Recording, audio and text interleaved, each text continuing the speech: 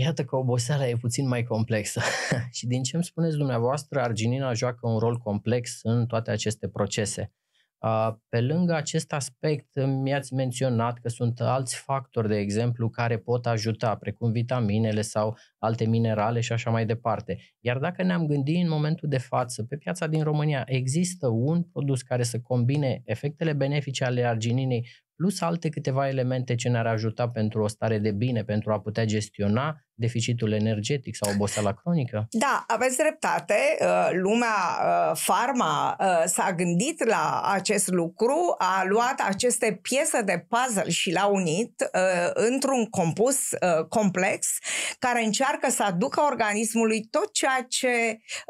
poate genera energie, ceea ce poate susține energetic un organism și, într-adevăr, alături de arginina, așa cum vă spuneam, acidul aspartic, doi aminoacizi extrem de importanți, vitamina B6, biotina, sunt compuși pe care îi găsim într-un preparat, în gama Astenor, care nu degeaba își poartă numele de Astenor Energy, pentru că exact asta face, suplinește prin această,